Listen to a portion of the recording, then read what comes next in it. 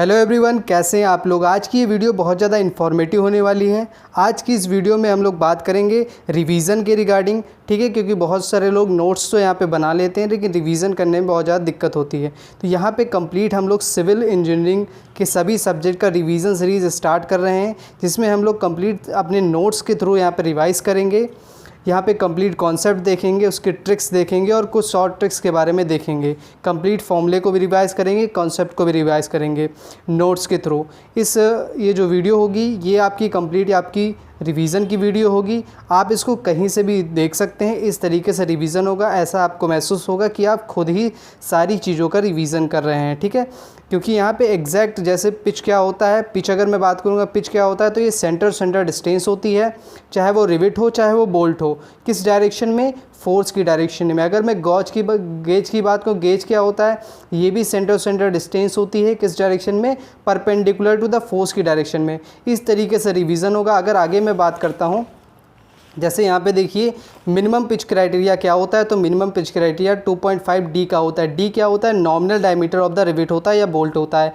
ये क्यों हम रखते हैं मिनिमम पिच क्राइटेरिया, क्योंकि हमारा बियरिंग में फेल ना हो जाए प्लेट, इसलिए हम रखते हैं। अगर मैं मैक्सिमम पिच क्राइटेरिया की बात करूं तो यहाँ पे आप देख सकते हैं कि मैक्सिमम पिच क्राइटेरिया में क्यों रखना पड़ता है, तो ये प्रोग्रेसिव फेलियर ना हो या फिर अनबटनिंग ऑफ द स्ट्रक्चर ना हो जाए, इसलिए रखते हैं। इसका क्या क्राइटेरिया होता है तो आप देख सकते हैं। मैक्सिमम पिच अगर मैं टेंशन में बात करता हूँ तो 16 टी या 200 mm, जो भी इसमें से क्या होता है कम होता है, उससे ज़्यादा नहीं होना चाहिए।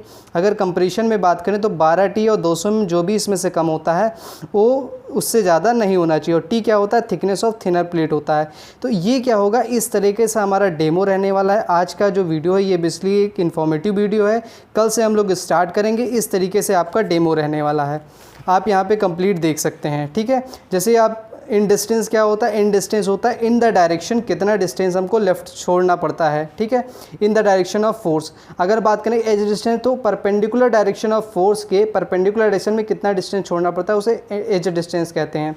अब ये क्यों करते हैं, क्योंकि टेंशन फेलियर को हमें प्रिवेंट करना होता है। मीन्स हम लोग क्या देखेंगे, जो टॉपिक है वो क्यों होता है, उससे क्या इंपॉर्टेंट पॉइंट्स हैं, ये सारी चीज़ें हम लोग शॉर्ट तरीके से रिवीजन के फॉर्म में हम लोग लेके चलेंगे, जो कि आपके लिए बहुत ज़्यादा इंपॉर्टेंट होने वाला है एसएससी जेईई 2025 के लिए। और भी जो भी एग्ज़ाम्स यहाँ पे आने वाले हैं उसमें बहुत ज़्यादा इंपॉर्टेंट होने वाला है। कहीं से भी आप इसे देख सकते हैं, इस तरीके से रिवीजन होगा।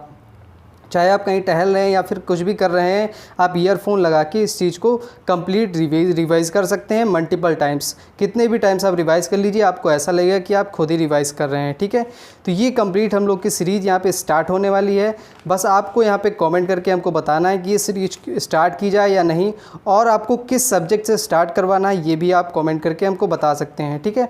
तो विथ माई नोट्स मैं यहाँ पे स्टार्ट करने वाला हूँ, और यहाँ पर जो भी चीज़ें इंपॉर्टेंट होंगी, जो एसएससी जेईई से रिलेटेड होंगी, आरआरबी जेईई से रिलेटेड होंगी, जो काफ़ी टाइम पूछी जाती है, उस पर थोड़ा सा ज़्यादा इंपॉर्टेंस दी जाएगी।